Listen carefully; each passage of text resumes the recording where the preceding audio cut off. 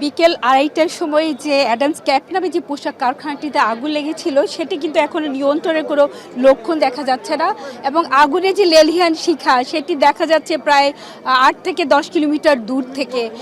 Fire সার্ভিসের প্রায় ১৭টি ইউনিট কিন্তু তারা প্রাণান্তকর চেষ্টা চালিয়ে যাচ্ছে, সাথে যোগ দিয়েছে নৌবাহিনী সহ, রেড ক্রিসেন্ট সহ বিভিন্ন টিম এবং ফায়ার সার্ভিসের যেসব অত্যাধুনিক যন্ত্রপাতি আছে সেগুলো দিয়েও তারা চেষ্টা চালিয়ে যাচ্ছে।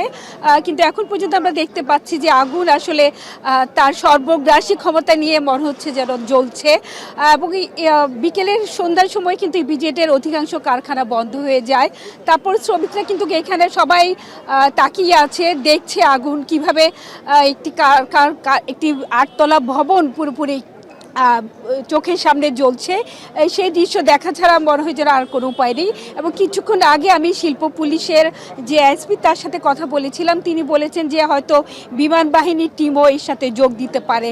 এবং আপনারা জানেন যে চট্টগ্রাম ইপিজেড হচ্ছে দেশের সর্ববৃহৎ ইপিজেড এবং এখানে প্রায় ১৮৫টির মতো কারখানা আছে, প্রায় ২ লাখ শ্রমিক এখানে কাজ করে এবং এইখান থেকে কিন্তু আমাদের বিপুল পরিমাণ বৈদেশিক মুদ্রা আয় হয় এবং রপ্তানি হয় এবং অধিকাংশ কারখানায় কিন্তু বিদেশি এবং আমাদের দেশি বিনিয়োগে অনেক কারখানা এখানে আছে এবং এই ধরনের আগুন এর আগে কিন্তু আর ইপিজেডে কখনো হয়নি। ছোটোখাটো আগুন হলো এভাবে ঘন্টার পর ঘন্টা বা কয়েক ঘন্টা ধরে আগুন কিন্তু এর আগে কেউ দেখেনি। যদিও এখানে একটি সৌভাগ্যের বিষয় যে আগুন লাগার পরপরই অধিকাংশ শ্রমিকদেরকে পুলিশ এবং ফায়ার সার্ভিসের কর্মীরা বের করে নিয়ে গেছে, তাই এখন পর্যন্ত আমরা কোনো হতাহতের খবর পাইনি। তবে যে ক্ষতির পরিমাণ সেটি হয়তো পরে জানা যাবে এবং এই আগুন যদি আসলে নিয়ন্ত্রণে না আসে তাহলে যে পার্শ্ববর্তী যে কারখানাগুলো আছে সেগুলো কিন্তু ঝুঁকিতে পড়ে যাবে এবং এই যে অবিরাম আগুন জ্বলছে এবং কারখানাটি কতক্ষণ আসলে সেটি টিকে থাকতে পারে বা ধসে পড়ে কিনা সেটিরও কিন্তু একটি আশঙ্কা আছে। তো এখানে আসলে আমরা কথা বলবো যারা এখানে শ্রমিকরা আছে উপস্থিত, জানতে চাইবো যে আসলে পরিস্থিতি কী অবস্থা বা তারা আসলে কি জানে। যদিও আমরা জানি যে কিভাবে আগুন লেগেছে সেটি কিন্তু জানা যায়নি এবং ভবনটিতে একটি তোয়ালে কারখানার পাশাপাশি মেডিকেলের যন্ত্র তৈরিও হয় বলে আমরা জেনেছি এবং সেখানে যেহেতু টেক্সটাইল এবং বিভিন্ন কেমিক্যাল জাতীয় দাহ্য পদার্থ থাকে সেগুলোর কারণে হয়তো আগুনের এই তীব্রতা হতে পারে।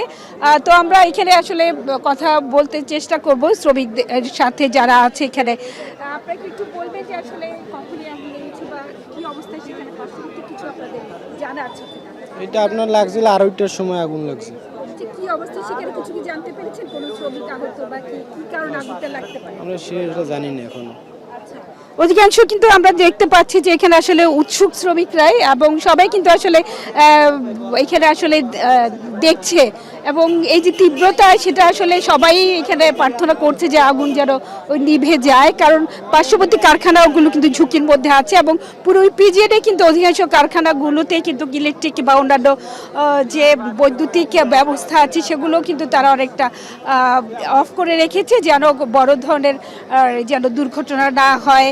আমাদের আরেকটি টিম সেখানে আছে, দুপুর থেকে তারা সেখানে কাজ করছিল এবং সেখানে আমরা যতটুকু জানতে পেরেছি যে আসলে এই যে আগুন সেটি আসলে ফায়ার সার্ভিসের যে তাদের যে ব্যবস্থা তাদের সেই সীমাবদ্ধতা কারণেও কিন্তু আগুন তারা সেভাবে নিয়ন্ত্রণে আনতে পারছে না এবং যদিও চেষ্টা চলছে এবং বিভিন্ন ইউনিট কাজ করেই যাচ্ছে, তবে একটি এখানে সুখবর বা ভালো খবর যে আসলে তেমন হতাহতের ঘটনা ঘটেনি। তবে আগুন যদি এভাবে জ্বলতেই থাকে এবং পার্শ্ববর্তী কারখানাগুলোতেও যদি ছড়িয়ে পড়ে সেটি আসলে বড় ধরনের দুর্যোগ বা বিপর্যয় আনবে। যদিও ফায়ার সার্ভিসের কর্মীরা কিন্তু এই ভবনটির মধ্যেই তারা চেষ্টা করছেন আগুন যেন আর পাশের কারখানাগুলোতে ছড়িয়ে না পড়ে এবং এই অ্যাডামস ক্যাপ নামে যে কারখানাটি সেখানে প্রায় ৫০০ শতাধিক শ্রমিক কাজ করতে বলে আমরা জেনেছি এবং সবাই কিন্তু শ্রমিকরা প্রাথমিকভাবে চেষ্টা করেছিল এবং তাদের যে নিজস্ব ফায়ার ব্যবস্থা বা অগ্নি নির্বাপনের ব্যবস্থা আছে সেই ব্যবস্থা দিয়ে তারা প্রাথমিকভাবে চেষ্টা করেছিল, কিন্তু পরবর্তীতে ফায়ার সার্ভিসের টিম এসে যোগ দেওয়ার পরও এবং কী কারণে যে আগুন খুব দ্রুত গতিতে ছড়িয়ে পড়ে এবং আর আমরা যতটুকু জানি যে এখানে তিনটি উপরের দিকে যে তিনটি তলা আছে 5, 6, 7, 8 সেই উপরের ফ্লোরগুলোতে আগুন ছড়িয়েছে এবং সেই ফ্লোরগুলো মানে আগুন জ্বলছেই এবং আপনারা দেখতে পাচ্ছেন যে আগুনের যে শিখা সেটি আসলে কতদূর পর্যন্ত সেই শিখা উপরে সেটা সেই তীব্রতা এবং তার যে উচ্চতা কতটুকু ছাড়িয়ে গেছে সেটি আসলে আর বলার অপেক্ষা রাখে না এবং এখানে পানিরও কিন্তু স্বল্পতা আছে এবং সব কিছু মিলিয়ে আসলে এই যে ভয়াবহতা সেটি আসলে বর্ণনা করারও যাচ্ছে না এবং আমরা আসলে এখানে যারা শ্রমিকরা এই মুহূর্তে এখানে অপেক্ষা করছে আমরা একটু দূরে আছি এবং এই কারণে কিন্তু ইপিজেড থেকে যে অন্যান্য যে কার্যক্রম সেগুলো কিন্তু অনেকটা বন্ধ। আপনারা জানেন যে এখানে কিন্তু রাতের বেলাও বিভিন্ন ধরনের শিপমেন্ট হয় বা পণ্য ডেলিভারি হয়, বন্দরে যায়, তো সেই কার্যক্রমগুলো কিন্তু এখন বলা যে স্থবির হয়ে আছে এবং কর্তৃপক্ষ তাদের যে বিভিন্ন কারখানাগুলো তাদের নিজস্বভাবে তারা তাদের নিরাপদ ব্যবস্থা নিয়ে রেখেছে যেন কোনো কারখানায় যেন কোনো সমস্যা না হয়। আগুন আসলে যে আমরা দেখতে পাচ্ছি যে সময় যত গড়াচ্ছে ততই কিন্তু আগুনের তীব্রতা যেন বেড়েই যাচ্ছে এবং কোনো ধরনের আসলে এটা নিয়ন্ত্রণ বা কমার কিন্তু কোনো লক্ষণ দেখা যাচ্ছে না। ধোঁয়ার কুণ্ডলি পাকিয়ে আকাশ ছাড়িয়ে বিস্তীর্ণ এলাকায় ছড়িয়ে যাচ্ছে এবং আশপাশের যে ভবনগুলো আছে সেগুলোতে কিন্তু আঁচ এসে লাগছে এবং আশপাশে অনেকগুলো পোশাক কারখানা আছে, যদিও একটি বিষয় যে কারখানাগুলো একটি অপরটি থেকে কিছুটা দূরত্ব নিয়ে থাকার কারণে হয়তো আর এখনো পর্যন্ত অন্য কোনো কারখানায় আগুন ছড়াতে পারেনি। এবং আপনারা জানেন যে আসলে ফায়ার সার্ভিসের যে স্পর্কেল গাড়ি এবং যেটি হচ্ছে কেটিসেল গাড়ি, সেই গাড়িগুলো কিন্তু এখানে যোগ দিয়েছে। নৌবাহিনী এবং সেনাবাহিনীর টিমও এখানে কাজ করছে, রেড ক্রিসেন্টের টিম কাজ করছে এবং শিল্প পুলিশ, ফায়ার সার্ভিস সহ অন্যান্য যে সংস্থাগুলো আছে সবাই যার যার অবস্থান থেকে এখানে তাদের কাজ করেই যাচ্ছে। তারপর আমরা আসলে ইপিজেড কর্তৃপক্ষের সাথে কথা বলতে পারিনি বা তারা আমাদেরকে কোনো আপডেট পর্যন্ত জানাননি যে আসলে কি অবস্থা। তো এই যে তীব্রতা আগুন সেটি যে আসলে কখন নিভবে বা এটার যে কিভাবে আসলে আগুনের সর্বগ্রাসী থাবা কিভাবে আর একটু নিয়ন্ত্রণে আনা যায় সেটার কিন্তু এখন বোঝা যাচ্ছে না। আমরা দেখতে পাচ্ছি যে আসলে ওই ক্রমশ সময় গণ্ডর সাথে সাথে সাথে আগুন আসলে বেড়েই যাচ্ছে। তো এখানে আসলে সরকারের যে উচ্চ স্তরের বা অন্য কোথাও থেকে আরও কোনো আধুনিক বা বিকল্প কোনো ব্যবস্থা করা যায় কিনা সেটি হয়তো সর্বোচ্চ পর্যায়ে হতে চেষ্টা করা হচ্ছে এবং যে সংস্থাগুলো যাদের যে ধরনের ইকুইপমেন্ট বা সরঞ্জাম বা অগ্নি নির্বাপন ব্যবস্থা আছে সেগুলো দিয়ে এই কাজ চলছে। কিন্তু এই ধরনের আগুন যদি কিছুটা নিয়ন্ত্রণে আসতো তাহলেও হয়তো আর একটু কোনো একটা পাশে, কিন্তু এখন দেখা যাচ্ছে যে আগুন চতুর্দিকে ছড়িয়ে পড়ছে, মানে উত্তর দক্ষিণ পূর্ব পাশের এবং কুণ্ডলি দেখে বোঝা যাচ্ছে যে সেটি এখন আর আসলে একটি পাশে নেই, প্রথম দিকে যেটা একটি পাশে ছিল। এবং আমরা কিছুটা দূরে অবস্থার কারণে আসলে ফায়ার সার্ভিসের টিম এখানে কোন দিকে কাজ করছে সেটি আসলে বোঝা যাচ্ছে না। এই নিরাপত্তার কারণে আমরা অতটুকু কাছেও সেখানে যেতে পারিনি। এখানে আসলে লোকজনের সাথে তারপর আমরা একটু কথা বলার চেষ্টা করি যে তারা আপনারা কেউ কি সেখানে গিয়েছিলেন বা কিছু জানেন? না, আসলে আমি খেয়াল করছি দুপুর 12টা থেকে আর কি এগুলো দেখতেছি আর কি। কি অবস্থা বা কি কারণে আগুন লাগছে না, কি কারণে লাগতে পারে এটা আসলে অগ্রিম বলাটা মনে হয় ঠিক হবে না, আমাদের এটা পরে জানা যাবে। সরি, কি কি কারখানা আছে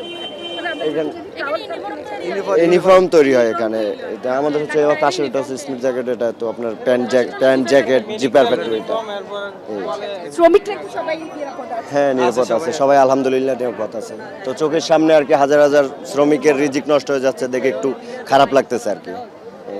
ওখানে কয়টা ফ্যাক্টরি সেটা কি আপনারা জানেন? ওখানে একটাই আছে, ওখানে একটু রিক্সি আছে আর কি, 3টা ফ্যাক্টরি মোট রিক্সি আছে আর কি। রিক্সে আছে।